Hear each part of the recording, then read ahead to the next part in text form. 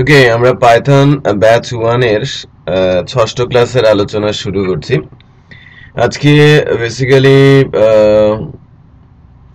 শুরু করব আমি এমভিসি ডিজাইন প্যাটার্ন। জ্যাঙ্গো ইনস্টলেশনও হবে আজকে এবং কনফিগারেশন এনভায়রনমেন্ট জ্যাঙ্গোর জন্য একটা লাইব্রেরিও ইনস্টল হবে। সো অনেক কিছু বলছিল, বলেন। আমাদের পাইথনের স্যার ওই যে ই বলতেছিলাম স্যার ওই যে ক্লাস বলতেছিলাম স্যার অবজেক্ট ওরিয়েন্টেড আসবে আসবে, ডোন্ট ওয়ারি, আসবে। হুম, আমরা এর ভেতরে ওটাকে কভার আপ করে ফেলবো। সো আমাদের হ্যাঁ, ভিডিও রেকর্ড হচ্ছে এটা আমার কাছে। তো ফার্স্টেই আমরা ফ্রেমওয়ার্ক সম্পর্কে যে আলোচনাটা করব, যেহেতু আমরা একটা ফ্রেমওয়ার্ক স্টার্ট করতে যাচ্ছি, এবং সেটা কি কারণে সেটাও একটু আমাদের সবার জানার দরকার আছে। বেসিক্যালি আমরা যখন পাইথন দিয়ে কোনো অ্যাপ্লিকেশন তৈরি করতে যাই, তিন রকমের অ্যাপ্লিকেশন পাইথন দিয়ে করা যায়। এটা হচ্ছে এই ল্যাঙ্গুয়েজটার বিশেষত্ব। পাইথন দিয়ে আমরা ডেস্কটপ, ওয়েব এবং মোবাইল তিন ধরনেরই অ্যাপস বানাতে পারি। লাইক জাভাতে যেরকম আমরা মোবাইলও করতে পারি জাভার অ্যান্ড্রয়েডের মাধ্যমে, ডেস্কটপ জাভা দিয়ে ডেস্কটপ করা যায়, আবার জাভার রুবি অন রেলস, স্প্রিং, হাইবারনেটের মাধ্যমে আপনি ওয়েবও করতে পারেন। সিমিলারভাবে পাইথন দিয়েও আমরা তিন ধরনের অ্যাপ্লিকেশনই বানাতে পারি। মূলত এই কোর্সের মূল টার্গেট হচ্ছে ওয়েব, যদিও আমরা ডেস্কটপে ছোট কিছু বিষয়, ছোট্ট একটা অ্যাপস আমরা দেখব এবং মোবাইলেরও। বাট ফার্স্ট টার্গেট হচ্ছে ওয়েব, এবং বেশি কাজ যেটা ফ্রিল্যান্সারদের জন্য আসে। মানে ডেস্কটপে কিন্তু ছোট কোনো অ্যাপ্লিকেশন তৈরি হয় না, মোবাইলে যদিও ছোট ছোট অ্যাপ্লিকেশন তৈরি হয় ফ্রিল্যান্সিং মার্কেট প্লেসগুলোতে। ছোট্ট কোনো ডেস্কটপ অ্যাপ্লিকেশন হয় না, এটা ব্রড আলোচনা বা ব্রড কিছু। ওয়েবে ছোট থেকে বড় অনেক ধরনের অ্যাপ্লিকেশনই হয়, মোবাইলে বেলায় ছোট বড় অ্যাপ্লিকেশন হয়ে থাকে। সো মোবাইলে আমরা কেভি ফ্রেমওয়ার্কের মাধ্যমে মোবাইল অ্যাপস করতে শিখব। আর ওয়েবে যখন আমরা যাব, ওয়েব অ্যাপস বানাতে গেলে যেমন আমি জাভাতে বলছিলাম যে কোর জাভাতে ওয়েব অ্যাপস হয় না, সে কোনো না কোনো এমভিসি ডিজাইন প্যাটার্ন ফলো করে। ওকে, সো হাইবারনেট স্প্রিং ইউজ করা হয়, আবার কখনো কখনো রুবি অন রেলসও ইউজ করা হয়ে থাকে ওয়েব ডেভেলপমেন্টের ক্ষেত্রে। ঠিক সিমিলার ভাবে আমরা যখন পাইথনে আসি, আমরা পাইথনে জ্যাঙ্গো নামে একটা ফ্রেমওয়ার্ক আছে, যার মাধ্যমে আমরা ওয়েব অ্যাপস করতে পারি। আর পাইথনে আরো একটা উপায় আছে ওয়েব অ্যাপস বানানো, সেটা হচ্ছে ফ্লেক্স। যদিও ঠিক এটা এত বেশি জনপ্রিয় না ফ্লেক্স, জ্যাঙ্গোটা বেশ জনপ্রিয়। আর জ্যাঙ্গোর মাধ্যমেই এটা একটা এমবিসি ডিজাইন প্যাটার্নের ফ্রেমওয়ার্ক, খুবই পপুলার। ক্লায়েন্ট রিকোয়ারমেন্ট বলতে পারেন যে অলমোস্ট 90% ওয়েব ডেভেলপমেন্টের ক্ষেত্রে জ্যাঙ্গোতেই হয়ে থাকে। ফ্লেক্সের ক্ষেত্রে অ্যারাউন্ড 10 to 15% হয়ে থাকে। তো কোর পাইথন দিয়ে আপনি ওয়েব অ্যাপস ডেভেলপ করতে পারবেন না, আপনাকে ওয়েব অ্যাপস বানাতে হলে এইসব ফ্রেমওয়ার্কগুলোর হেল্পে আপনাকে যেতে হবে। তো এমভিসি ডিজাইন প্যাটার্ন বা ফ্রেমওয়ার্ক বিষয়টা কি সেটা নিয়ে একটু আলোচনার দরকার আছে। আমরা ডিজাইন প্যাটার্নের আলোচনা বা এমভিসি বিষয়টা কি সেটা একটু দেখার চেষ্টা করি।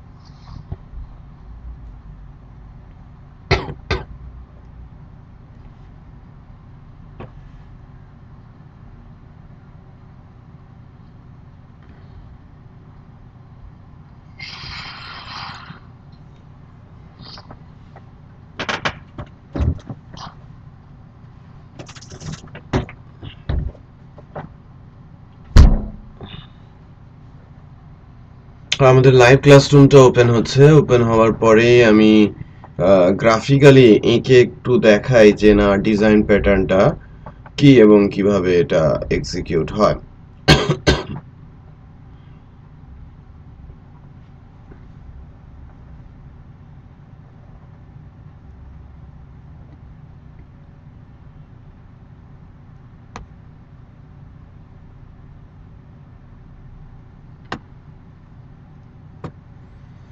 ওকে, সো আমরা আমাদের স্ক্রিনটা দেখতে পাচ্ছি তো না সবাই?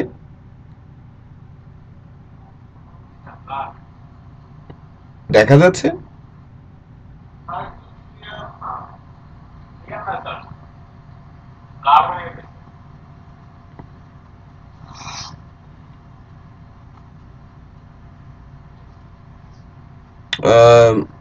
নোমান, প্রজেক্টরটা কি ঠিক মতো লাগানো আছে? ওকে, তো আমি এই ডিজাইনটাকে একটু আলোচনা করব আর কি। ফ্রেমওয়ার্ক কি সেটা আগে একটু বলে নিই যে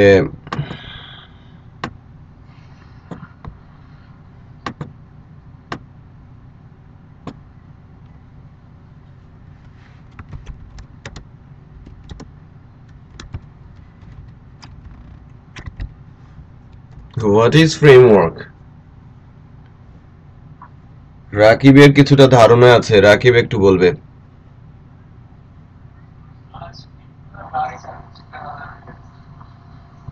হুম,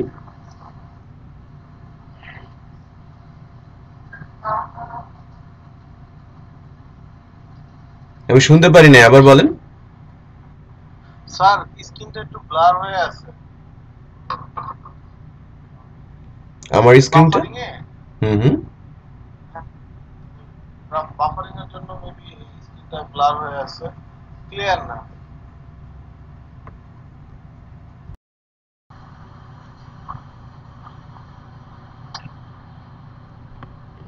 ওকে, আমি আবার শুরু করছি। সো যা বলছিলাম দেখতে পাচ্ছেন সবাই?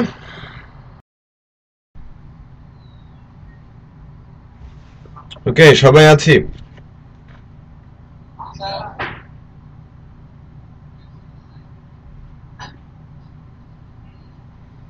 আই হোপ আমরা ইমেজটা দেখতে পাচ্ছি। এখানে আমি যেটা ডেসক্রাইব করার চেষ্টা করেছি সেটা হচ্ছে MVC design pattern. But MVC design pattern বা ডিজাইন প্যাটার্ন বিষয়টা আমাদের অনেকের কাছে একদম অপরিচিত শব্দ। বিশেষ করে রকেট আছে, ওখানে আরেকজন আছেন রকেটের ভাবি, আরেকজন আছেন মামুন। আমি ঠিক বলেছি? এই তিনজনের কাছে ডিজাইন প্যাটার্ন শব্দটা একেবারেই নতুন।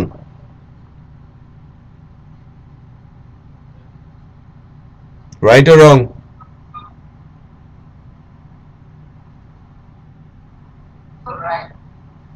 ওকে, তো যে আমি বলতে চাচ্ছিলাম যে ডিজাইন প্যাটার্নটা হচ্ছে প্রোগ্রামিং যখন আপনি করবেন কোনো একটা নির্দিষ্ট স্ট্রাকচার ফলো করে প্রোগ্রামিং এর মাধ্যমে সফটওয়্যার বা অ্যাপ্লিকেশন ডেভেলপ করার জন্য কাঠামোগত কোনো একটা বিন্যাস, যা বাংলা ভাষায় রচনা বলতে পারেন। তো ফ্রেমওয়ার্ক গুলো কোনো না কোনো ডিজাইন প্যাটার্ন মেনেই চলে। গত ক্লাসে যখন আমি অবজেক্ট ওরিয়েন্টেড নিয়ে কথা বলছিলাম তখন বলেছিলাম যে অবজেক্ট ওরিয়েন্টেড স্ট্রাকচার করতে সাহায্য করে, আর ওই স্ট্রাকচারের ওপরে বেস করেই তাকে আরো সুসংগঠিত করে প্রজেক্ট বানানোর জন্য সুন্দর একটা কাঠামো, ভেতরের কিছু নিয়ম কানুন, বিশেষ কিছু কাজ এবং কঠিন কাজের সহজ সমাধান দিয়ে একটা মডেল বা কোডের সমষ্টি যখন ডেভেলপারদের কাছে দেয়া হয়, যারা ওই কোডটা ইউজ করে খুব দ্রুত সময়ের মধ্যে প্রজেক্ট ডেভেলপ করে, সেই কালেক্টেড কোড প্যাটার্নটাকেই আমরা ফ্রেমওয়ার্ক বলে থাকি। তার মানে প্রত্যেকটা ফ্রেমওয়ার্কেই ডিজাইন প্যাটার্ন রয়েছে।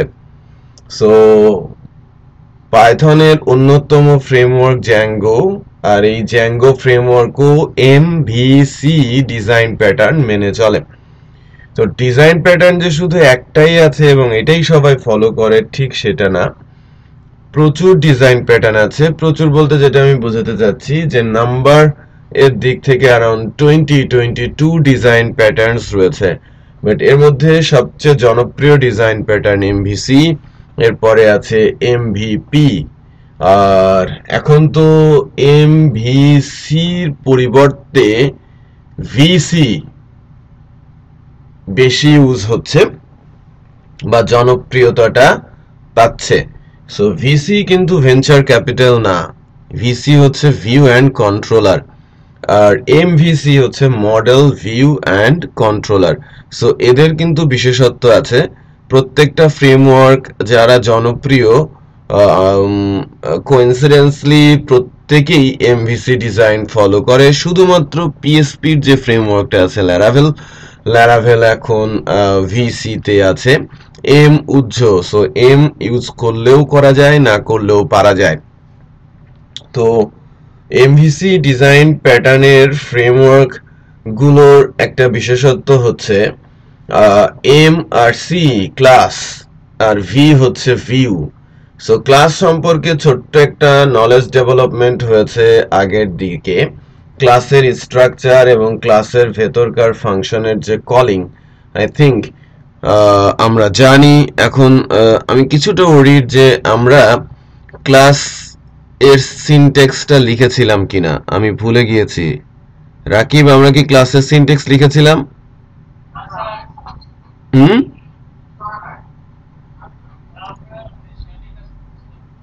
ক্লাসেস, ওকে ওকে দেন। তো আমরা ক্লাসের যে সিনট্যাক্স, সেই ক্লাসের সিনট্যাক্সটা আমরা তাহলে একটু লিখি। কিভাবে আমরা ক্লাস লিখতে পারি এবং ক্লাসের ভেতরকার যে ফাংশনগুলো আছে সেই ফাংশনগুলো আমি কিভাবে কল করতে পারি। একটু কি মনে আছে যে ক্লাস কি, অবজেক্ট কি, এগুলো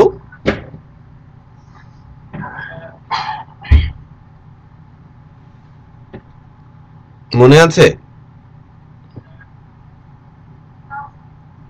না স্যার, একজন বলেছে না স্যার।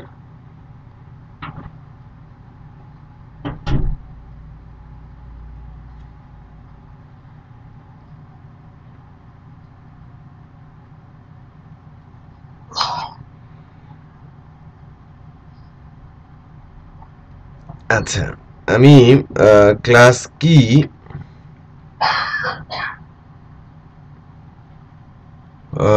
সেটা নিয়ে একটু বলি তাহলে।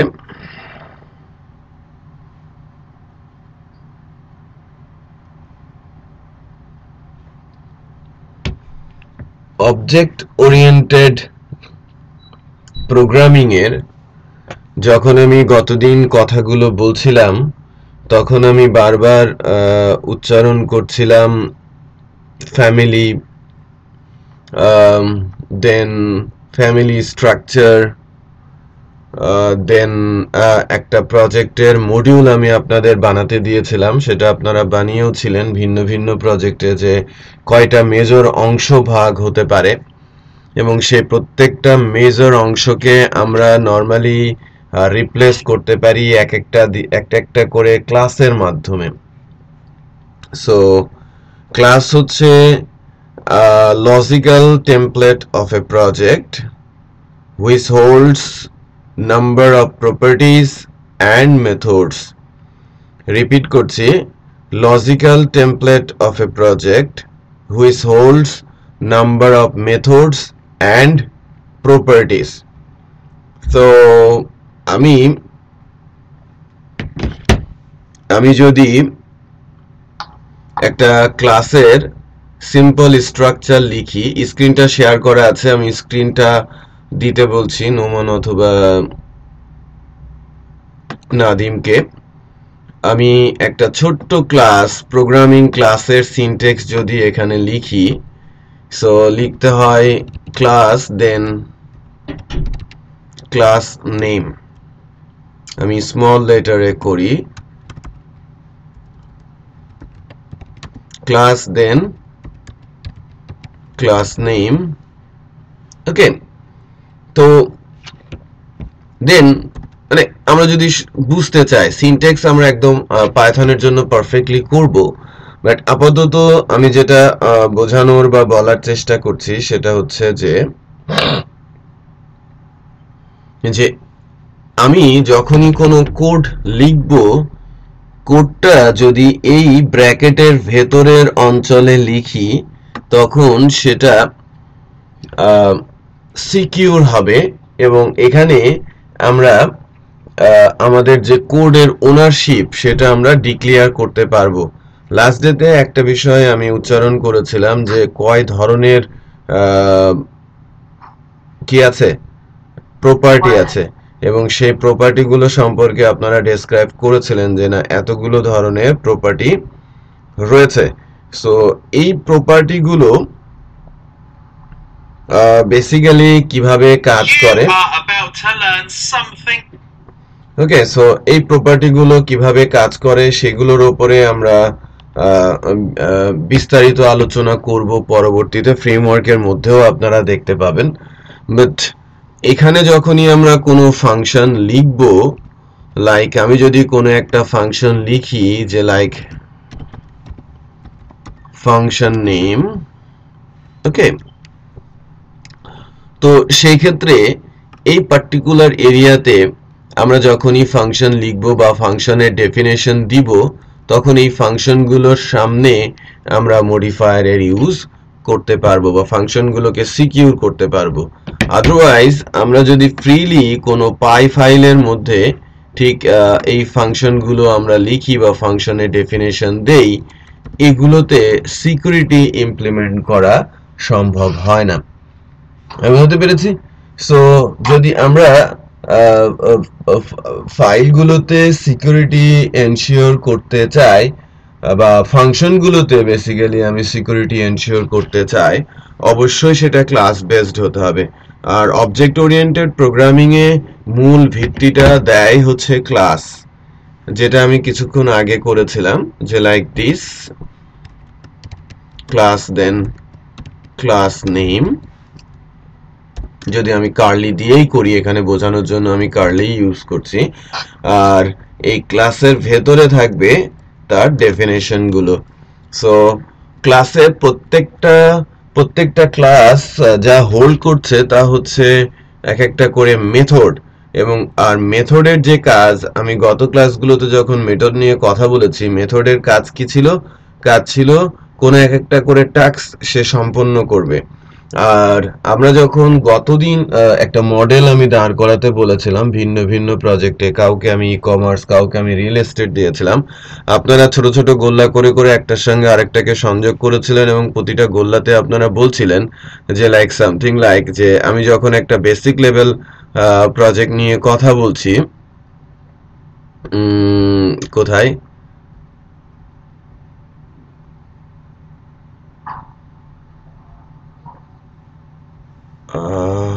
লাইক আমিও যদি আবারও করি আপনাদের জন্য,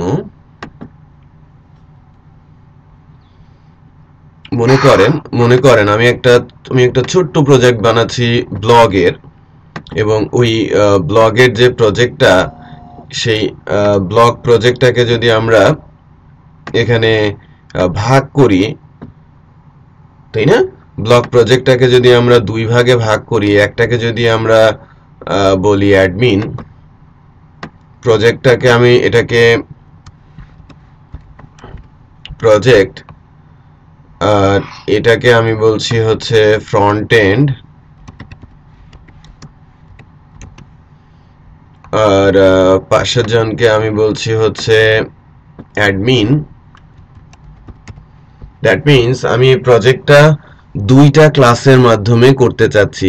ফ্রন্ট এন্ড রিলেটেড যে ক্লাসটা হবে, এই ফ্রন্ট এন্ড ক্লাস আমি যদি বলি যে ক্লাসের নাম ফ্রন্ট এন্ড, ঠিক আছে? তো ফ্রন্ট এন্ড রিলেটেড যে ফাংশনগুলো সব এই পার্টিকুলার ক্লাসে থাকবে।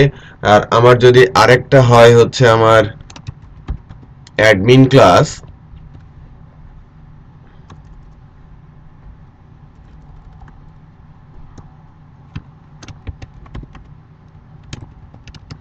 ঠিক আছে? আমি যদি বলি আমার আরেকটা অ্যাডমিন ক্লাস, সেখানে থাকবে ওই অ্যাডমিন রিলেটেড ফাংশন।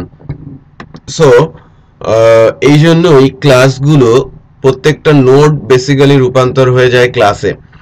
আর আমরা ক্লাসগুলোকে বলে থাকি লজিক্যাল টেমপ্লেট। প্রজেক্টের অত্যন্ত গুরুত্বপূর্ণ যে পার্টটা, লজিক্যাল পার্টটা, সেটা কিন্তু এখানেই ডিফাইন করা হয়ে থাকে। সো ক্লাস কি? Logical template of a project which hold number of property and method. Repeat করছি, what is class? Class is a logical template of a project which hold number of methods and properties. কারো question আছে?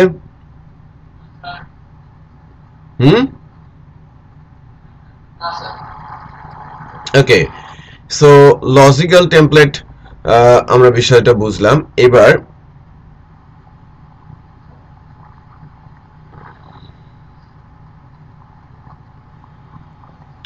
তার ভেতরকার object, কোন একটা particular ক্লাসের object কিভাবে তৈরি হবে বা অবজেক্টটা কি, অবজেক্টের সংজ্ঞাই বা কি। আমরা যখন অবজেক্ট ওরিয়েন্টেড প্রোগ্রামিং এ যাই, শুরুতেই যে কথাটা চলে আসে সেটা কিন্তু অবজেক্ট। সো অবজেক্ট সম্পর্কে সবাই আপনাকে জিজ্ঞেস করতে পারে যে হোয়াট ইজ অবজেক্ট। আর আমরা যদি সেই অ্যান্সারটা না দিতে পারি তাহলে কিন্তু এটা একটা লজ্জার বিষয় হবে যে আমি অবজেক্ট ওরিয়েন্টেড প্রোগ্রামিং করছি, অবজেক্ট ওরিয়েন্টেড এর টোটাল বিষয় আমি জানি, বাট আমি অবজেক্ট বিষয়টাকে ভালো করে বলতে পারছি না। সো এটা কিন্তু অত্যন্ত পেইনফুল এবং বলতে পারেন যে লজ্জার বিষয় হবে। সো অবজেক্টের সংজ্ঞা সারা জীবনের জন্য সবাই মনে করে নেন।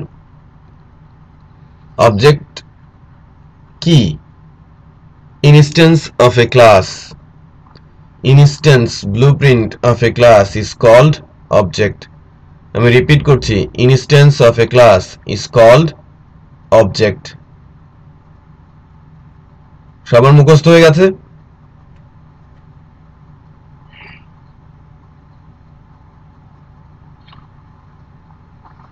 কে বোঝে না আমাকে একটু বলেন। সবাই বুঝছে স্যার। ওকে, তাহলে instance of a class is called object, এই বিষয়টা আমরা সবাই বুঝতে পেরেছি। তো ইনস্ট্যান্স কিভাবে বানাতে হয়, ইনস্ট্যান্স আমরা কিভাবে লিখবো, সেই বিষয়গুলো নিয়েও আমি একটু একটু করে আসি। ওকে, সো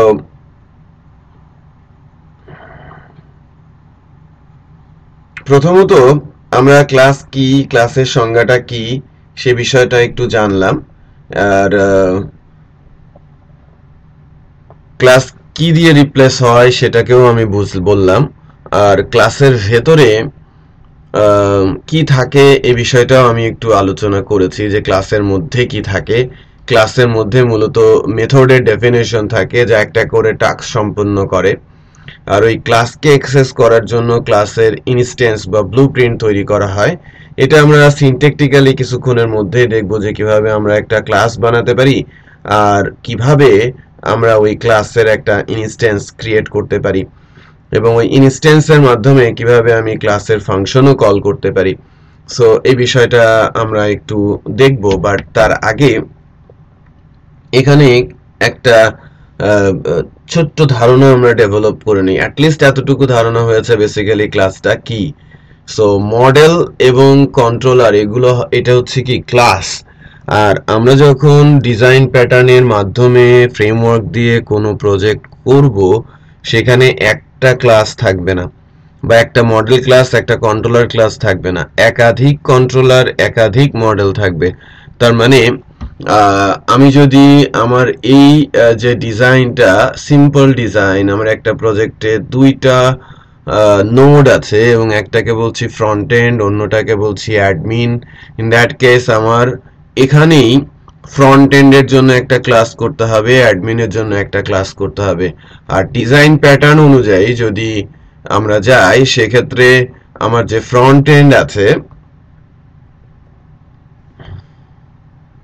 ওকে, আমার যে ফ্রন্ট এন্ড আছে ডিজাইন প্যাটার্ন অনুযায়ী ফ্রন্ট এন্ডের, সো আমি একটু লিখে নেই, এটা কন্ট্রোলার।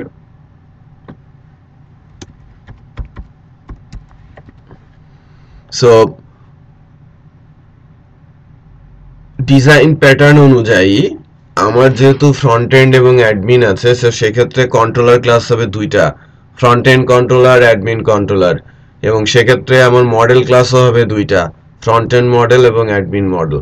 তার মানে এমভিসি ডিজাইন প্যাটার্নে ক্লাসের সংখ্যা ডাবল হয়ে যায়। বিষয়টা বুঝতে পেরেছেন?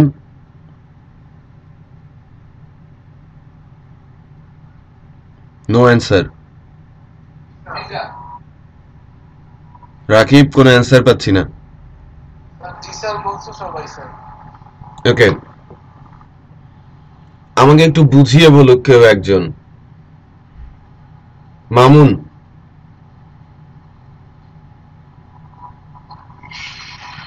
আমাকে একটু বলেন।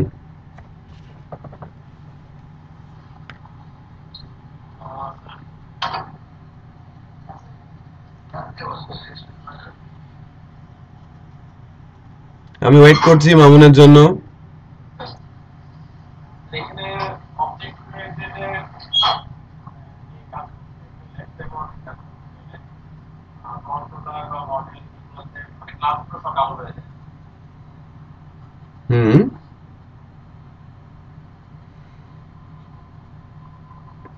ক্লাসগুলো কি হয়ে যায়? হ্যাঁ, কারণ কারণ আমরা যখন এমভিসি তে আসি, প্রত্যেকটা কন্ট্রোলার ক্লাসের জন্য এক একটা করে মডেল ক্লাসের দরকার পড়ে। তো আমি যদি সরাসরি ওপি তে থাকি, অবজেক্ট ওরিয়েন্টেড প্রোগ্রামিং এ, তো সেই ক্ষেত্রে আমার ফ্রন্ট এন্ডের একটা ক্লাস হবে, অ্যাডমিনের একটা ক্লাস হবে। বাট যখনই আমি এমভিসি ডিজাইন প্যাটার্নে যাব, তখন ফ্রন্ট এন্ডের একটা কন্ট্রোলার ক্লাস হবে, ফ্রন্ট এন্ডের একটা মডেল ক্লাস হবে। অ্যাকচুয়ালি ওই ফ্রন্ট এন্ডের কন্ট্রোলার এবং ফ্রন্ট এন্ড মডেল রিলেশন রাখবে, অ্যাডমিন কন্ট্রোলার এবং অ্যাডমিন মডেল কি রাখবে? রিলেশন রাখবে। আমি বোঝাতে পেরেছি? জি স্যার, কে বলেছে? নাদিম। ওকে, তো আমরা বুঝেছি যে কন্ট্রোলার একটা ক্লাস, মডেল একটা ক্লাস। ভিউটা কি? রকেট, ভিউ বিষয়টা কি? আপনার ধারণা কি?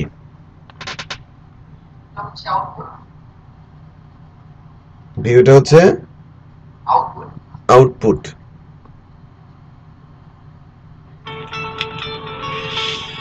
ভিউ আউটপুট, যেটা বেসিক্যালি আমাদের কি করবে? আমাদের ইন্টারফেসে আউটপুট দেখাবে, তাই না? আমাদের ইন্টারফেসের আউটপুট দেখাবে এবং ডিজাইনটা ইমপ্লিমেন্ট করতে সাহায্য করবে এবং যেখানে এসে আমাদের ডাটাগুলো শো করবে, তাই না? সো সো আমরা যখন প্রোগ্রামিং করব, প্রোগ্রামিংটা করার সময় আমরা যদি আমাদের এই স্ক্রিনটা একটু দেখি, দেখেন অ্যাপ্লিকেশন ইউজার অর ডেভেলপার, এই কথাটা এখানে বলা আছে। অ্যাপ্লিকেশন ইউজার অর ডেভেলপার, এই কথাটা এখানে বলা আছে। এখান থেকে যদি আপনারা চোখ রাখেন, মূলত আমার সামনে চলে আসে ভিউ। ভিউ এর লজিক্যাল টাস্কগুলো এক্সিকিউট হবে কোথায়? কন্ট্রোলারে। কন্ট্রোলারের চাওয়া অনুযায়ী ডাটাগুলো দেবে মডেল, আর মডেল তো একটা কন্ট্রোলার, সো মডেল একটা ক্লাস, তার কাছে তো ডাটা নেই, ডাটা আছে ডেটাবেজে। সো মডেল কানেক্ট করবে কার সাথে? ডেটাবেজের সাথে। সেই ডেটাবেজের কাছ থেকে ডাটা নিয়ে কার কাছে পাঠাবে? কন্ট্রোলারের কাছে। কন্ট্রোলার সেই ডাটাটাকে গোছাবে এবং গোছানোর পরে পাঠিয়ে দেবে কার কাছে? ভিউ এর কাছে। আমি কি বোঝাতে পেরেছি?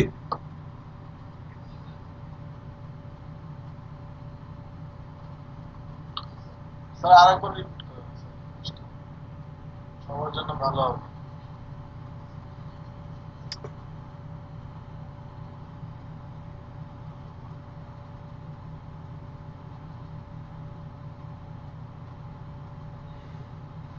ওকে, আমি আবারও রিপিট করছি।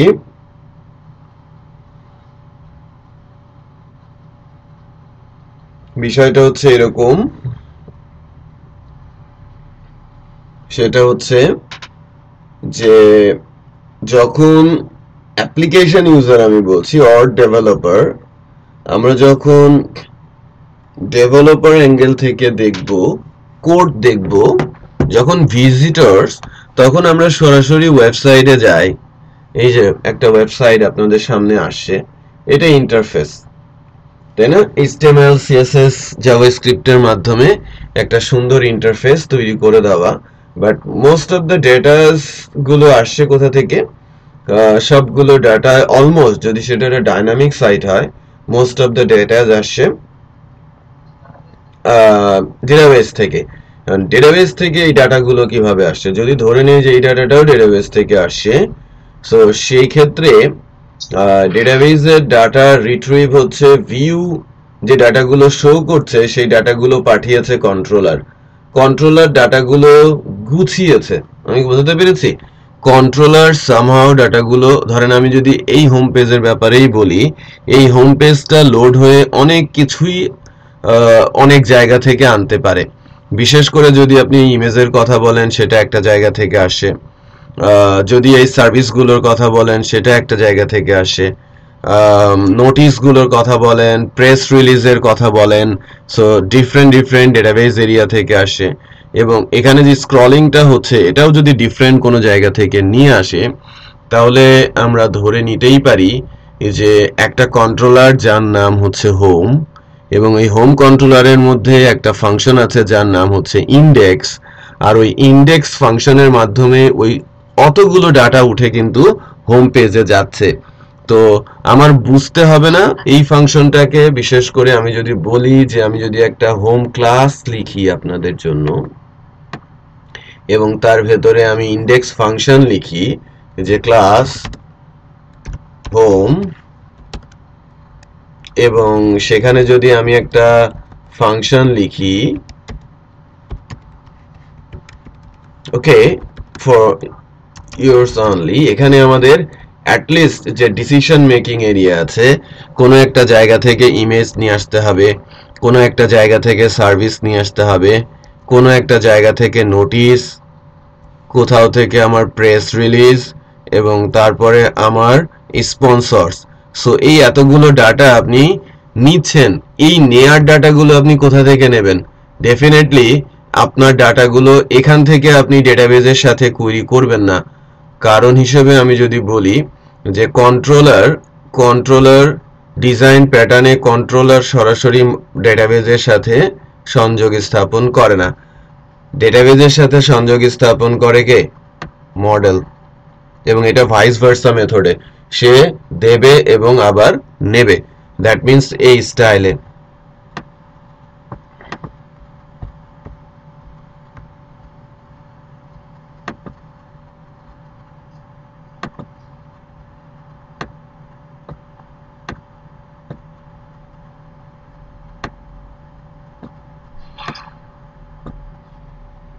দেখেন, এটা টোটালি ভাইস ভার্সা প্রসেসে আছে, যে সে ডাটা দিচ্ছে এবং ডাটা নিচ্ছে।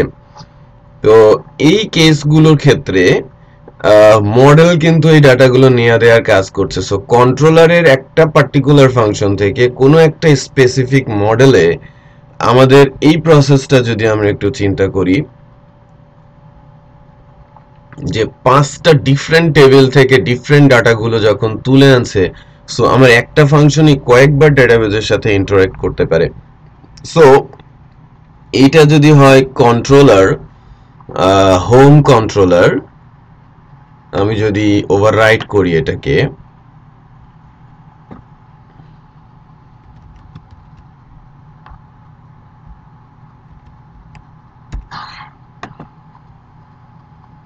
like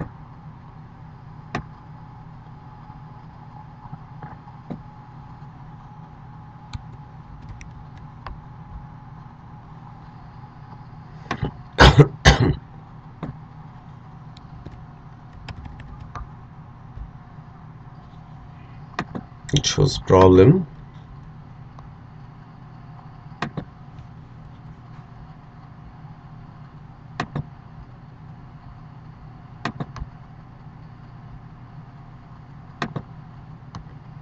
নতুন একটা হোয়াইট বোর্ড নেই।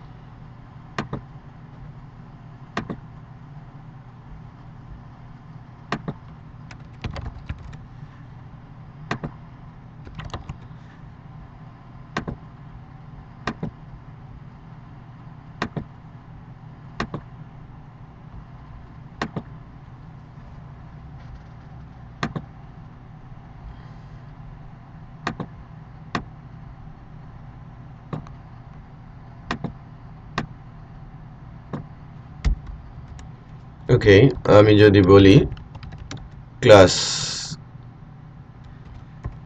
হোম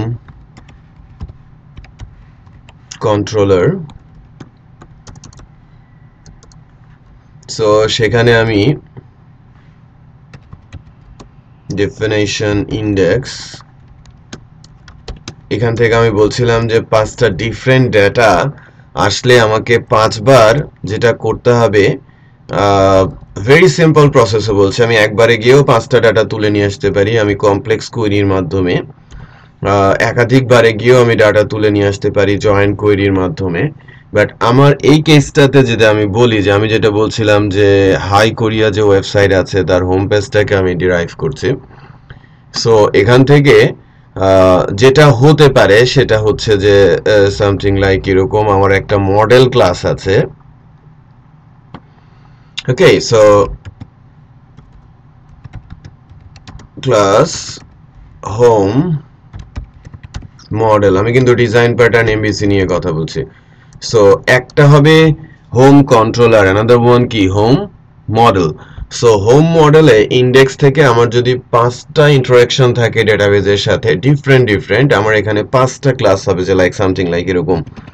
সো ডেফিনেশন আমি প্রথমে বলছি ইমেজ নিয়ে আসতে হবে, রিড হোম ইমেজ, এরপরে আমি বলেছি সার্ভিস,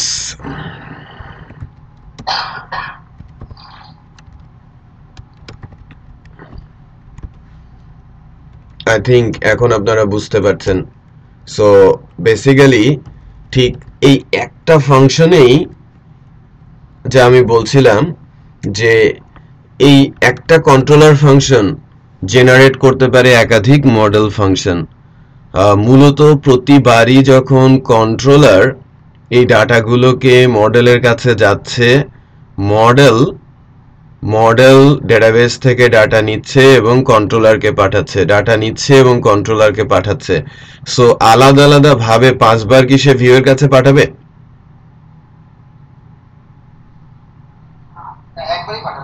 একবারেই পাঠাবে। সেটা আমি বলতে চাচ্ছিলাম যে এখানে সকল ডাটা নিয়ে সেটাকে রেডি করবে এবং কোন ডাটা কিভাবে কোথায় যাবে সেটা সুন্দর করে অর্গানাইজ করে সে এই ডাটাটাকে পাঠিয়ে দেবে কোথায়? ভিউয়ের কাছে। দ্যাট মিনস এই ভিউ বরাবর। সো প্রাথমিকভাবে এমভিসি ডিজাইন প্যাটার্নে আমরা যখন ঢুকি তখন কিন্তু ঢোকা হয় কন্ট্রোলার দিয়ে। যদিও আমরা একটা পেজ দেখতে পারি, ওকে, যদিও আমরা এখানে কি দেখি, একটা পেজ দেখি, বাট পেজটা লোড হওয়ার আগে শুরুতে কন্ট্রোলার হয়, কন্ট্রোলার মডেলের মাধ্যমে ডেটাবেজে যায়, মডেল থেকে ডাটা নেয় কন্ট্রোলারে রাখে, দেন একটা ভিউ পেজকে লোড করে। এবার বুঝতে পেরেছো সবাই? আই থিঙ্ক এখন কারো কোনো কোশ্চিন নেই। ওকে, সো এই এমভিসি যে ডিজাইন প্যাটার্নটা আমরা দেখছিলাম,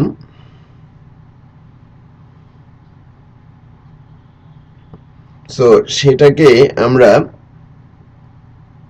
ইমপ্লিমেন্ট করব জ্যাঙ্গোর মাধ্যমে।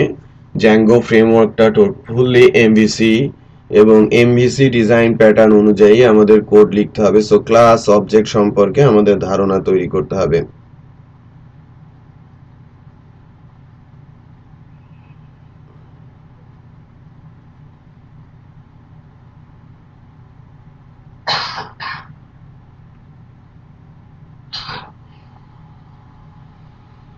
সো আমরা যদি ক্লাস এর কনসেপ্টে যাই, যে আমরা যদি ক্লাস লিখতে চাই পাইথনে, সেটা কিভাবে লিখতে পারি, কোথায় লিখতে পারি, কে বলতে পারে?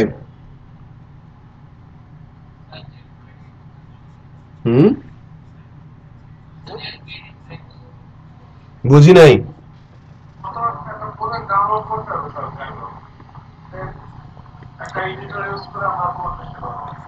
আমি টার্মিনালে লিখি, টার্মিনালে লিখেন।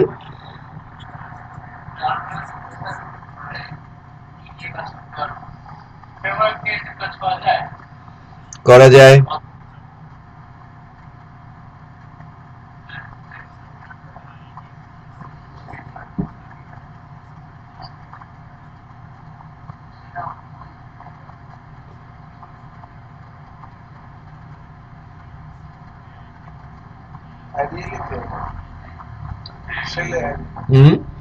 সেলেই তো আমরা লিখতে পারি, পারি না? তো আমরা লিখি।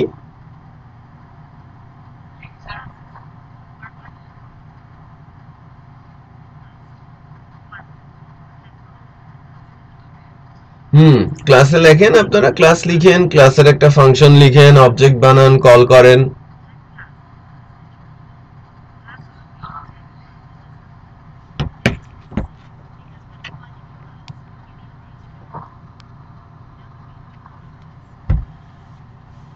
লিখেন লিখেন।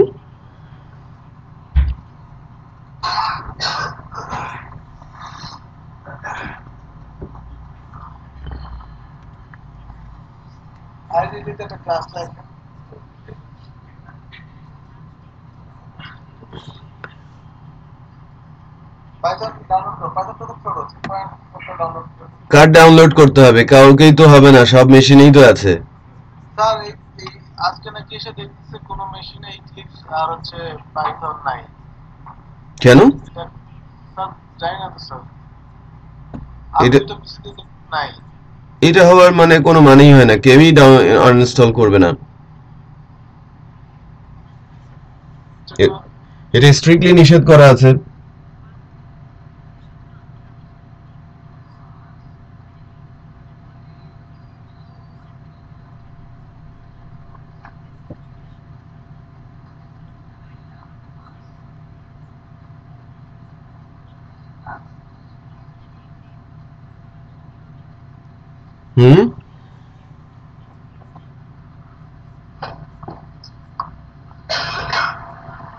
আপনাদের পিসিতে আছে না? পাইথন ফাইলটা খুব ছোট,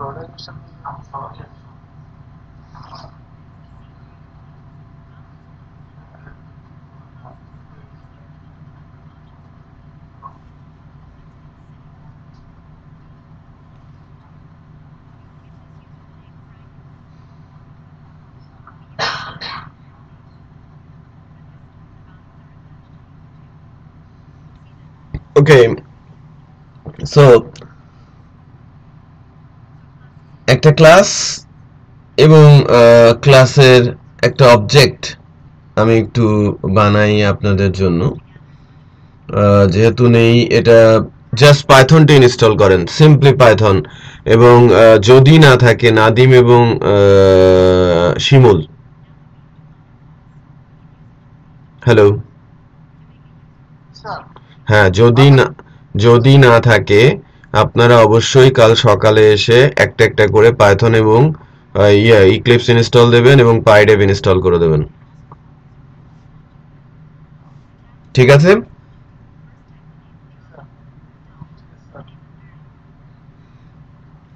ওকে, সো সিম্পল ক্লাস আমরা যদি একটা লিখি এবং ওই ক্লাসের একটা অবজেক্ট যদি বানাতে চাই, সিনট্যাক্স অনুযায়ী ক্লাস লিখতে হয় এবং তারপরে দিতে হয় ক্লাসের নাম, লাইক দ্যাট। দেন একটা কোলন, এবং আমি যদি লিখি পাস, তাহলে এটা একটা ক্লাস হয়ে গেল। এখানে কোনো ফাংশন নেই, আমি বলতে পারছি এখানে এখন পর্যন্ত কোনো ফাংশন আমরা দেই নাই, জাস্ট একটা ক্লাস করেছি। ক্লাসের ভেতরে আমি ফাংশনের যে ডেফিনেশন সেটা দিতে পারি, এটাতে আমি একটু পরে আসি। বাট এখন যদি আমি ওই ক্লাসটারই একটা অবজেক্ট বানাতে চাই, সেক্ষেত্রে আমি কিভাবে সেটা বানাতে পারি? Object means instance of a class, logical template এর ইনস্ট্যান্স হচ্ছে বেসিক্যালি পারমিশন। আমি কারো একজনের যদি পারমিশন নিতে চাই, সেটা আমি কিভাবে নিতে পারি?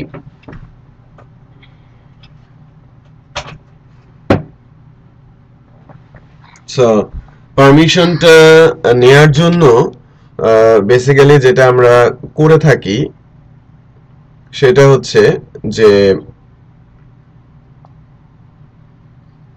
মনে করেন যে আমি একটা ইনস্ট্যান্স বানাবো, ইনস্ট্যান্সটা ঠিক এভাবে বানাই, obj1 ইকুয়াল জাস্ট ওই ক্লাসের নাম এবং ফাংশন যে সাইনটা আছে ঠিক সেটা। সো এটা, এই যে obj1 বলছি, সেটা আমার এই পার্টিকুলার ক্লাসের একটা ইনস্ট্যান্স হয়েছে। ওকে, আমি কি বলতে পেরেছি? ছোট্ট একটা ক্লাস যার নাম হচ্ছে ইউজার, আর obj1 হচ্ছে ওই ইউজার ক্লাসের একটা ইনস্ট্যান্স। এতটুকুর মধ্যে কারো বুঝতে কোনো সমস্যা বা কোনো দ্বিমত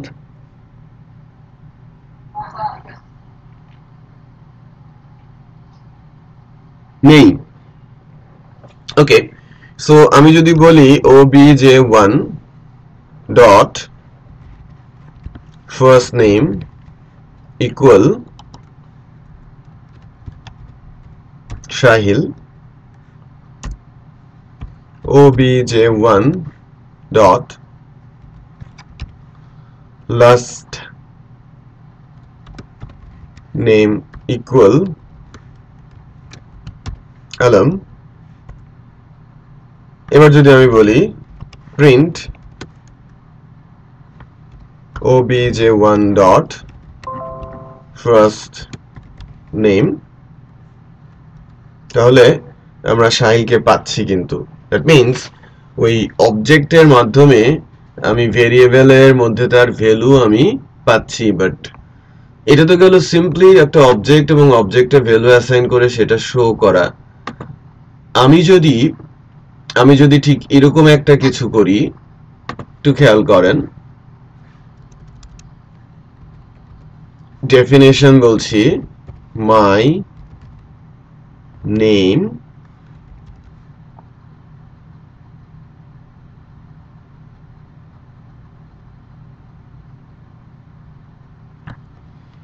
সো আমরা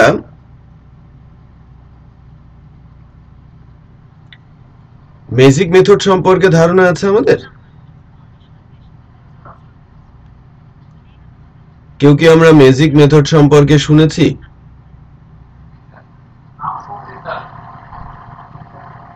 নাম শুনেছেন?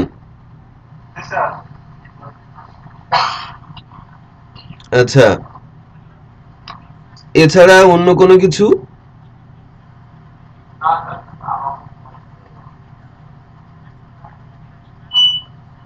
জাস্ট নাম শোনা হয়েছে। ক্লাসের ক্লাসের কিছু ফাংশন থাকে যে ফাংশনগুলো অটোমেটিকই এক্সিকিউট হয়, সেই ফাংশনগুলোকে আপনারা যেটা বলতে পারেন যে কল করার প্রয়োজন পড়ে না। কল করার প্রয়োজন পড়ে না, সেটা অটোমেটিকই এক্সিকিউট হয়ে যায়, তার প্রসেস অনুযায়ী সেগুলোকেই ম্যাজিক ফাংশন বলে। সো ম্যাজিক ফাংশনগুলো আমি গতদিন একটু করে আপনাদের বলেছিলাম।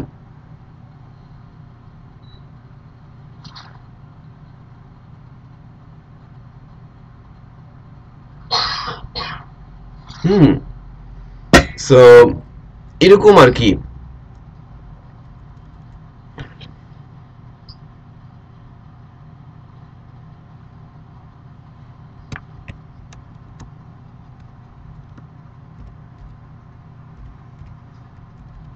মনে পড়েছে যখন ফাংশন আমি দেখাচ্ছিলাম, ফাংশনের ঠিক এই কয়েকটা জায়গাতে আমরা দেখছিলাম যে আমি বলছিলাম যে এগুলো ছাড়া দেখেন, হ্যাঁ এগুলো ছাড়া দেখেন। সো সো মূলত এগুলো, এটাকে আমরা বলছি initialization function for python class.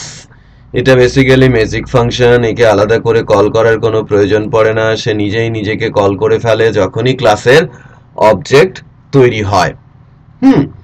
So like আপনি একটু একটু যদি আমরা যাই যে লাইক প্রিন্ট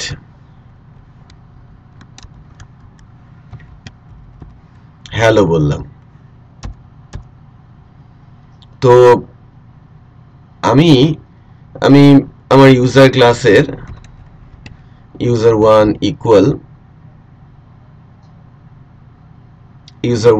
equal আমি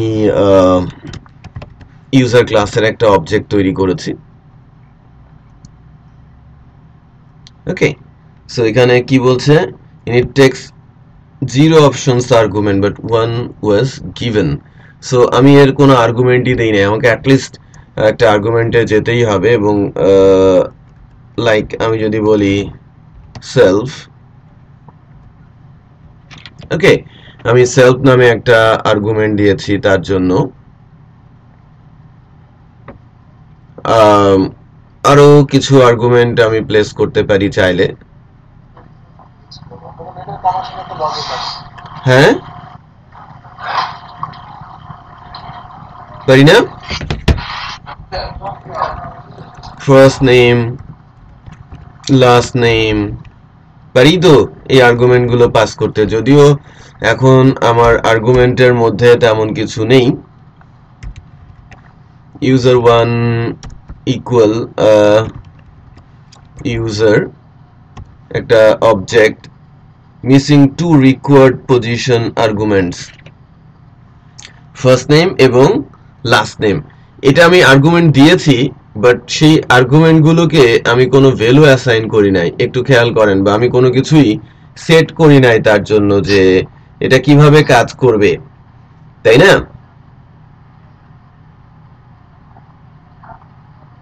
তো তো আমি যদি বলি সামথিং লাইক এরকম, এটুকু মুছে দেই, আমি যদি বলি self dot name equal first name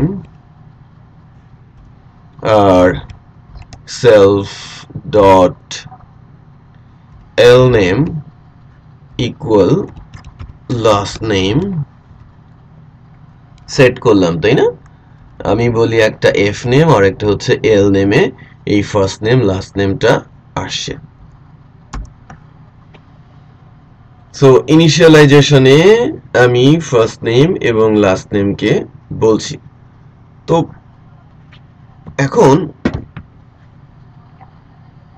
এখন যদি আমরা বলি যে একটা অবজেক্ট তৈরি করো user1 equal লাইক ইউজার, আমার একটা অবজেক্ট তৈরি করার কথা, Where's the problem? Type error initial missing two required positional argument.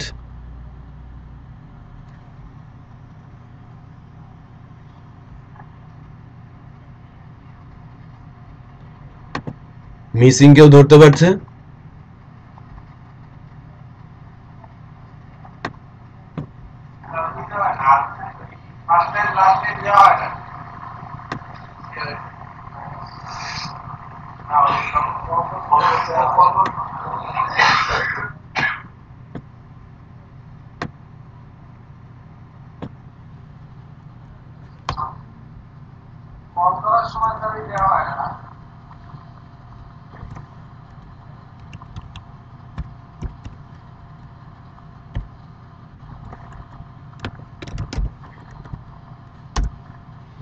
Okay, so আমরা মিস করেছি না, প্যারামিটারে আমি পাস করি নাই। এইটা একটু খেয়াল করেন, আমি ইউজার ক্লাসের একটা অবজেক্ট বানাচ্ছি সাহিল আলম। আমি যখন অবজেক্ট তৈরি করছি তখনই যে প্যারামিটারটা, সেটা ইনিশিয়াল ফাংশনের যে প্যারামিটার আছে ফার্স্ট এবং লাস্টে, সেটা অ্যাসাইন হচ্ছে। সো সেলফে এফ নেম এবং এল নেমের মধ্যে ভ্যালুটা পাওয়ার কথা। So user 1 dot F name Sahil পেয়েছেন, তাই না? এবার ইউজার 1 ডট এল নেম এর মধ্যে আলম পেয়েছেন।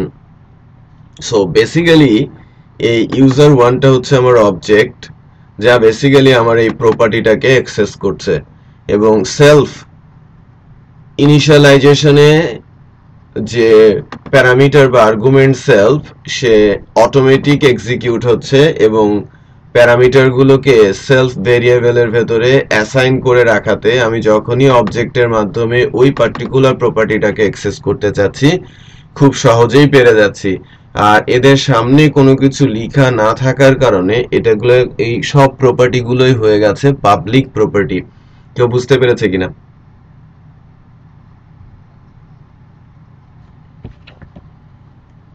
কোনো কোশ্চেন?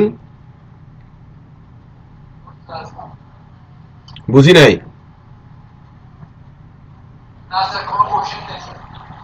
সহজ জিনিস বোঝা গেছে, তাই না? আচ্ছা,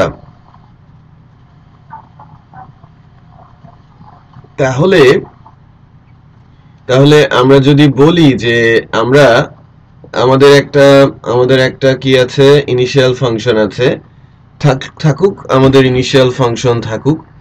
আমরা যদি আমাদের ক্লাসের মধ্যে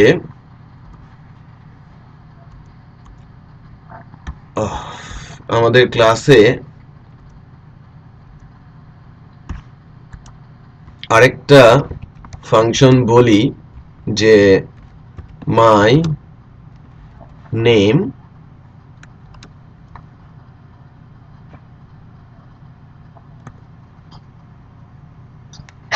এন্টার পড়ে গেছে।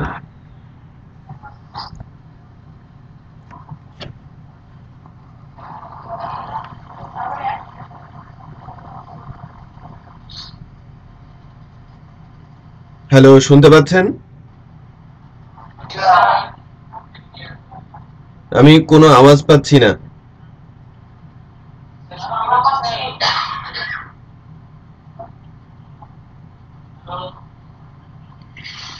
ওকে,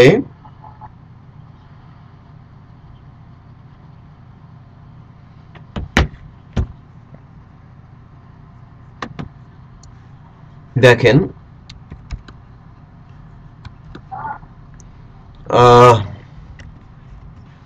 প্রিন্ট,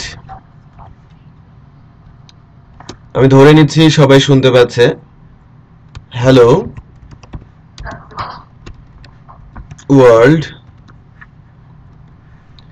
লাইক মাই নেমটা হচ্ছে not hello world, MD Shafiul Alam. So আমি একটা ক্লাসের নাম দিয়েছি মাই নেম। ওকে, তো এখন আমাদের উপরেই কিন্তু একটা অবজেক্ট তৈরি করা আছে, user1 ডট মাই নেম। যদি আমরা কল করি দেখেন একটা এরর শো করছে, রাইট? এবার আমি যদি কল করি এররের object was not attribute, user object has no attribute,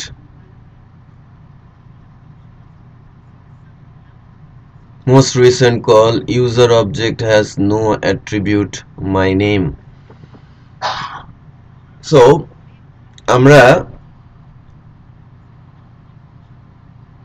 আমরা যদি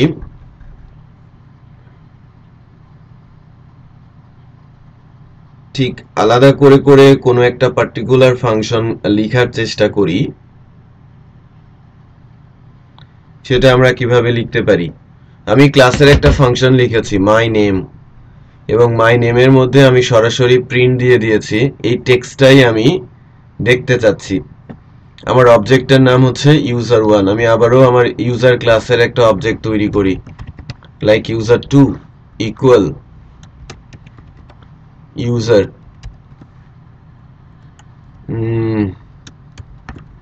like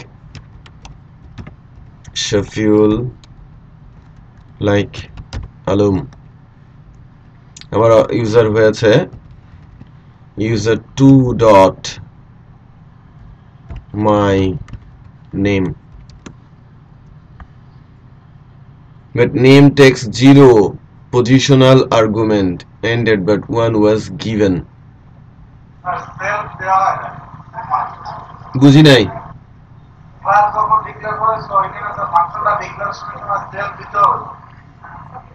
আমরা ইউজ করি নাই সেলফ।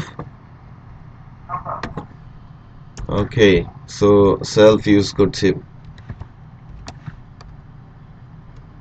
এটাই হচ্ছে মিস্টেক। তারপরে আবার আমি অবজেক্ট তৈরি করি। ওকে,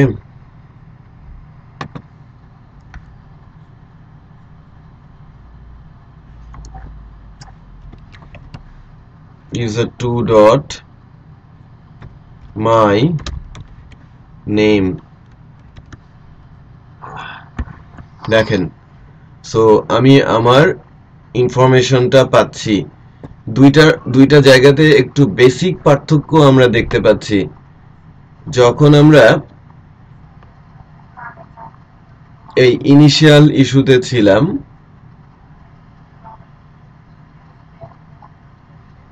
ইনিশিয়াল জায়গাতে যখন আমরা সেলফ থেকে ফার্স্ট নেম লাস্ট নেম নিয়েছি এবং এটা প্যারামিটারের মাধ্যমে সেট হয়েছে, যখনই ফার্স্ট নেম কল করেছি সাহিল আসছে, লাস্ট নেম কল করেছি আলম আসছে, বাট এটা টোটালি স্ট্রিং আকারে এসেছে। আর যখন আমি ডিরেক্ট কোনো একটা ফাংশনের কাছে যাচ্ছি, ফাংশনের ভেতরে যে বিষয়টা লেখা আছে এটা যদিও স্ট্রিং, বাট এটা সরাসরি স্ট্রিং সাইনকে বাকি রেখে আসছে। খেয়াল করেছেন? সো আমরা যখন কোনো একটা পার্টিকুলার ফাংশনকে কল করব, অবজেক্টের মাধ্যমে সেই ফাংশনটা আমাকে কল করতে হবে। আদারওয়াইজ আমি সরাসরি যদি আমার এই ফাংশনটাকে কল করতে যাই, ডেফিনেটলি সে যেহেতু ক্লাসের ভেতরে আছে আমি তাকে পাবো না।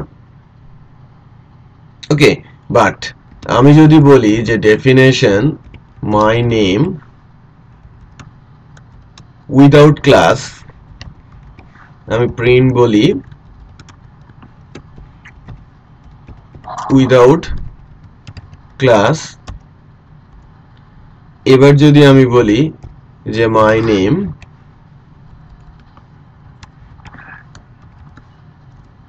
তখন কিন্তু আমি পাচ্ছি উইদাউট ক্লাস। ওকে, সো এখানে কিন্তু আমার অবজেক্ট দেওয়ার প্রয়োজন পড়ছে না, বাট আমার এখানে কিন্তু যখন কল করা হয়েছে তখন এই ফাংশনটার বাই ডিফল্ট কোনো ডেফিনেশন নেই, এটা কোনো বিল্ট ইন ফাংশন না, that's why say error show করছে যে নট ডিফাইন বলছে। বাট যখনই আমি এটা ডিফাইন করে নিয়ে কল করলাম তখন সে ঠিকঠাক মতো কাজ করছে। বাট এই ফাংশনটা যখন আছে ক্লাসের আন্ডারে, ওই ক্লাসের আন্ডারে থাকার কারণে তাকে যখন আমরা কল করতে চাচ্ছি ওই ক্লাসের একটা অবজেক্ট বানাতে হচ্ছে, দেন অবজেক্ট ধরে মাই নেম ফাংশনটাকে কল করতে হচ্ছে, আর সামনে বসাতে হচ্ছে কি dot, that means object sign. So object dot property or function name, repeat করছি, object dot property or function name. এখানে কি বসতে পারে, প্রপার্টি, একটা এক্সাম্পল অলরেডি দিয়েছি, এই যে উপরে আমি দিলাম এফ নেম, এল নেম, এগুলো বেসিক্যালি বলা হতো variable or object or array array index, সেগুলোকে প্রপার্টি বলা হয়। আর শেষে এসে যেটাকে আমি ইউজ করেছি সেটা হচ্ছে বেসিক্যালি ফাংশন। আর একটা বিষয় আমরা খুব সহজে মনে রাখি, সেটা হচ্ছে যে অবজেক্টের মাধ্যমে আমি যখনই কোনো ক্লাসের অবজেক্ট বানাবো, সেই অবজেক্টের মাধ্যমে যে প্রপার্টিগুলোকে অ্যাক্সেস করতে পারবো সেগুলো সবই হবে পাবলিক প্রপার্টি। আমি কোনো প্রাইভেট বা আমি কোনো প্রোটেক্টেড প্রপার্টিকে অ্যাক্সেস করতে পারি না অবজেক্টের মাধ্যমে। আমি বোঝাতে পেরেছি? বোঝেন নাই? স্যার বুঝতে পেরেছি।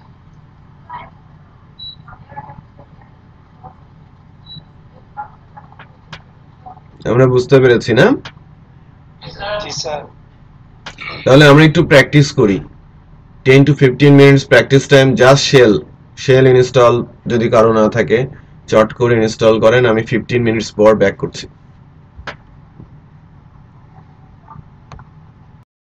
এর কথা শুনতে পাচ্ছি শুধু।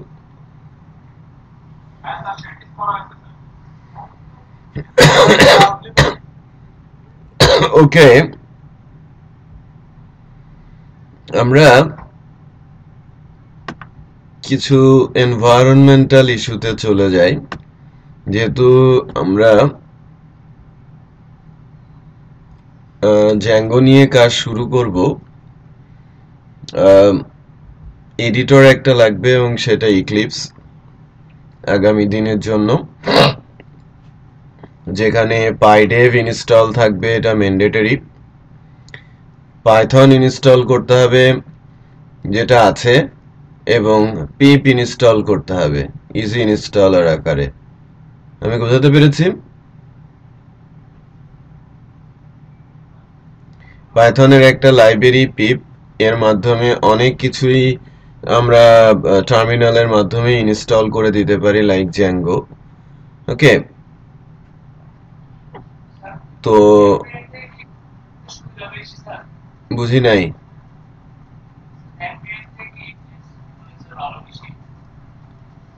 হ্যাঁ, ইক্লিপসটা ভালো। ইক্লিপসে প্লাগইন সফটওয়্যার খুব সহজে অ্যাড করা যায়।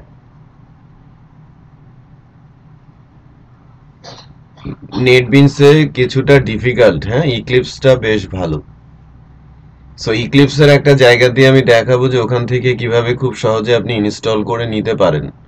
আপনি ইউআরএল এর মাধ্যমেও সফটওয়্যার ইনস্টল করতে পারেন, যে যে স্পেসিফিক সফটওয়্যার আপনি ইনস্টল করতে চাচ্ছেন। আবার আপনি ইক্লিপসেরও নিজস্ব মার্কেট প্লেস রয়েছে ফর পাইথন, সো সেখান থেকেও আপনি ইনস্টল করতে পারেন ইজিলি। তো প্রথম ক্লাসে আমি কিন্তু এনভায়রনমেন্ট সেটআপটা দেখিয়েছিলাম, আজকে একটু ডিফারেন্ট ভাবে দেখাবো যে আমাদের ইক্লিপস ইনস্টল করার পর ওখানে পাইডেফটা আপনারা ইনস্টল করে দেবেন। এবং ইন্টারেস্টিং বিষয় হচ্ছে যে আমরা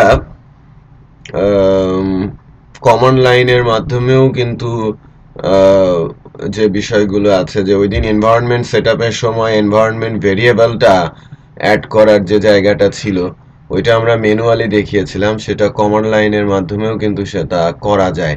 বাই দ্য ওয়ে, যেহেতু আমাদের প্রজেক্ট শুরু হচ্ছে, আমি একটু ওভারভিউ দিচ্ছি এনভায়রনমেন্ট সেটআপে। সো বিষয়টা হচ্ছে এরকম যে আমাদের ইক্লিপস যদি ইনস্টল করা থাকে ফ্রেশ, যেটা মূলত এক্সট্র্যাক্ট করলেই হয়, যেটাকে পোর্টেবল ভার্সন বলে, এবং এটা আপনি শিমুল এবং নাদিমের কাছে পাবেন সবাই।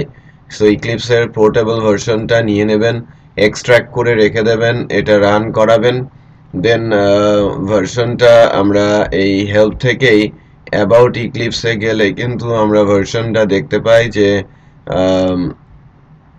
অক্সিজেনের কোন ভার্সনটা আমরা নিয়ে কাজ করছি। যদি আপনি ডাউনলোড করে নিতে পারেন সেটাও আপনারা করতে পারেন। এরপর পাইডেভ আমার এখানে যে ইনস্টল করা আছে, দ্যাটস ওয়াই এখানে পাইডেভের পুরো ইয়েটা চলে আসে।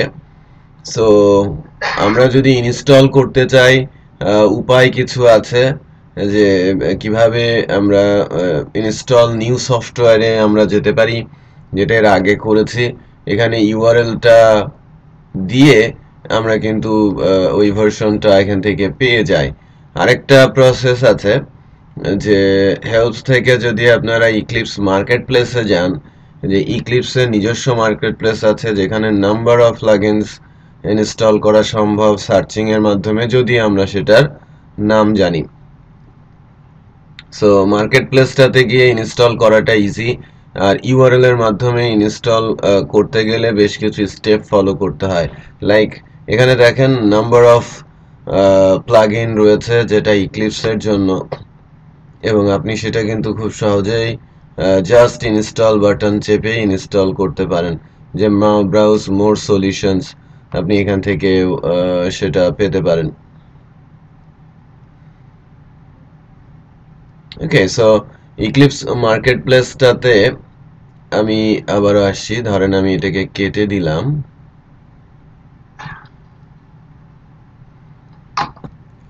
এই যে টোটাল মার্কেট প্লেসটা কিন্তু এখানে এসেছিল। সো আমি ইক্লিপস মার্কেট প্লেসে যাচ্ছি এগেইন। এখান থেকে আমি যদি আমাদের জন্য যে রিকোয়ার্ড লাইক পাইডেভ সার্চ করি, আমি এন্টার দেই, দেখেন পাইডেভটা, এই যে পাইডেভটা রয়েছে। সো আমি এখান থেকে জাস্ট ইনস্টল করে দিলে ইক্লিপসে সে যা যা করার সে নিজে থেকে করে নেবে। আর এর আগের দিন আমরা করেছিলাম ইউআরএল এর মাধ্যমে কনফিগার করে করে, তাই কিনা মনে আছে সবার?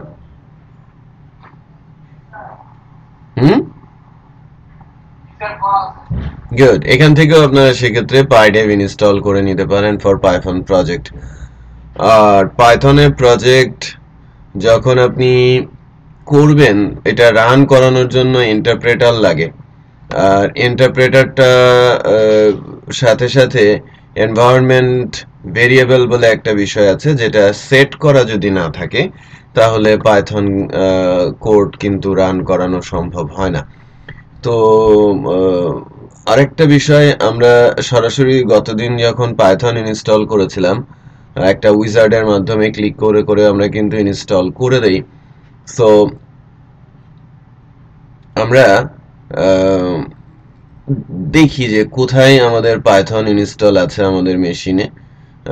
সি ড্রাইভে যদি যায়, আমাদের যে পাইথনটা আছে সেটা হচ্ছে 3.4, পাইথন 3.4 ইনস্টল আছে। এবং স্ক্রিপ্টের মধ্যে ঢুকেও আরেকটা জিনিস আমরা একটু খেয়াল করব, আমাদের ইজি ইনস্টলারটা আছে কিনা সেটাও আমরা দেখতে পাচ্ছি, এবং পিপ আছে। সো পিপ ইনস্টলড আমাদের মেশিনে। সো আপনারা একটু চেক করে নেবেন যে ইজি ইনস্টল এবং পিপটা আপনাদের মেশিনে যে পাইথনটা আছে তার মধ্যে আছে কিনা।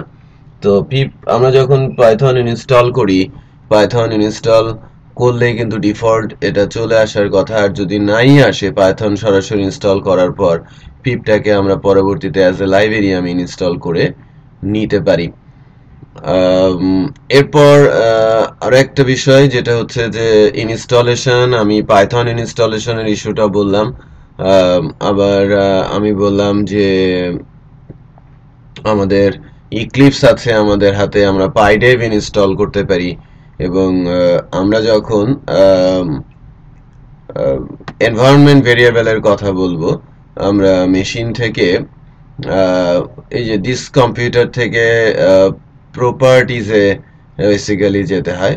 এখান থেকে না, আমরা কম্পিউটারের ভেতরে ঢুকবো। হ্যাঁ, মাই কম্পিউটার, এই যে দিস পিসি, এখান থেকে যদি আমরা প্রপার্টিসে যাই তাহলে উইন্ডোজ 10 আমারটা।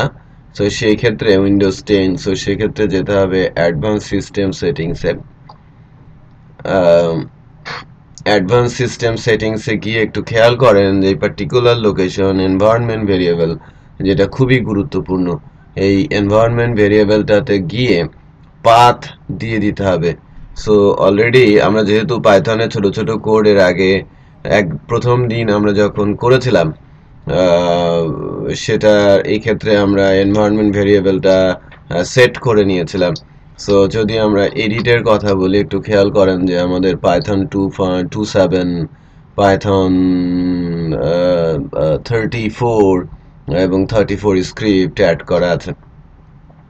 সো আমি যদি নতুন করে অ্যাড করতে চাই, আপনি এখানে ইউআরএলটা কপি করে এনে পেস্ট করে দেন, ওকে দিয়ে দেন, হয়ে যাবে।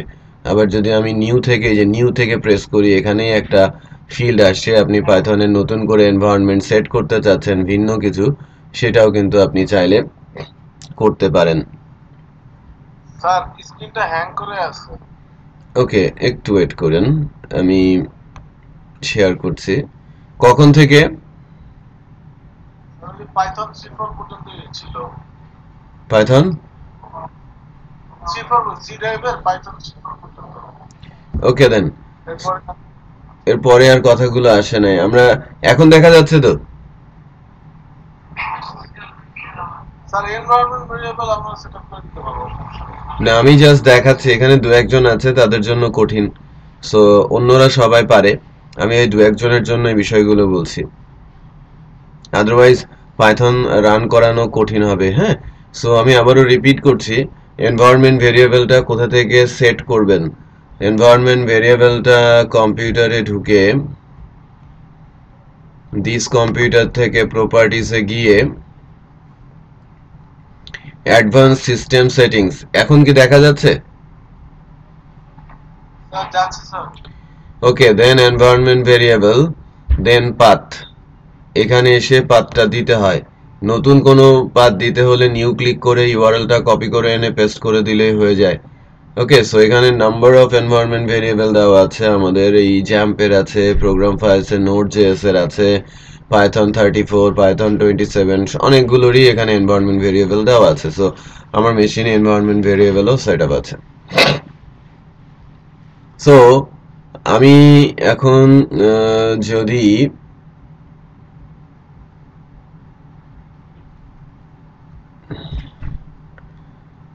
সিএমডিতে যাই,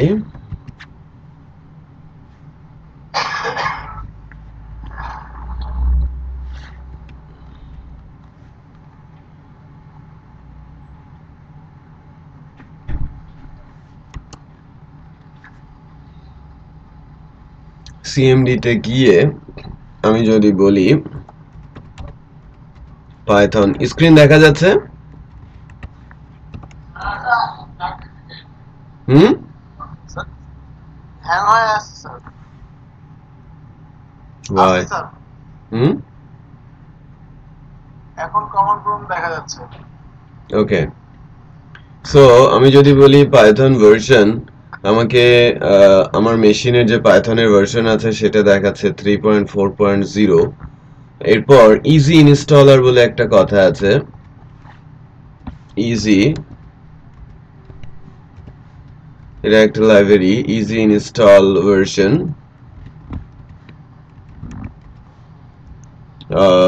ইজি ইনস্টল ভার্সনটা আমাকে দেখাবে যদি আমাদের ইজি ইনস্টলেশনটা থাকে এবং সেটা যদি এনভায়রনমেন্ট ভেরিয়েবল আকারে সেট করাও থাকে।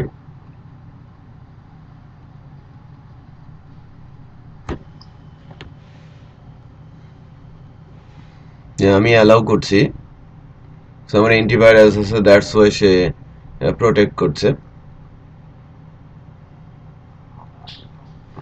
স্যার স্ক্রিন হ্যাং হয়ে আছে স্যার।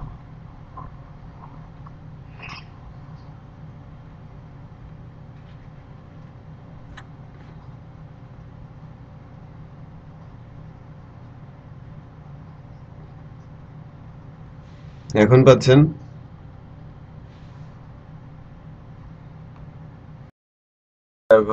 5 to 10 মিনিটস আলোচনা আছে। once again, আবার কেউ কি ইন্টারনেট ইউজ করা শুরু করেছে নাকি? ভাই কেউ কি ইন্টারনেট ইউজ করে?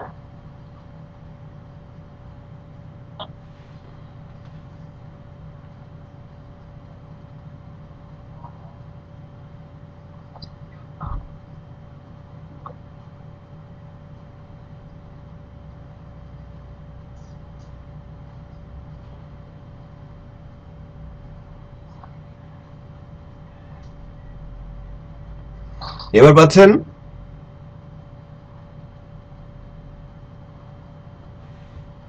নাদিম আসছে? স্যার কমন প্রম্পটে ঢুকে আছে তাই তো স্যার? হ্যাঁ ইউজার তালহাট হ্যাঁ, উপরের অংশটা একটু খেয়াল করেন। আমি পাইথনের ভার্সন পেয়েছি, দ্যাট মিন্স পাইথন আছে। আমি ভার্সন চেক করার অর্থ হচ্ছে যে আমার কি কি দরকার এবং সবকিছু আছে কিনা। সো আমার ভার্সন আছে। আমি ইজি ইনস্টল দিয়ে ভার্সন চেক করেছি, ইজি ইনস্টলে 36 ভার্সনটা আছে। কারণ আমি ইজি ইনস্টলের মাধ্যমেই আমি জ্যাঙ্গো ইনস্টল করব, যদিও আমার কাছে জ্যাঙ্গো আছে। জ্যাঙ্গো যদি দেখি, নেক্সট ক্লাস দেখা আসলে কারণ স্যার এখন স্যার ফরম্যাটেড স্যার কিছু দেখা যায় পুরো ব্লাড স্যার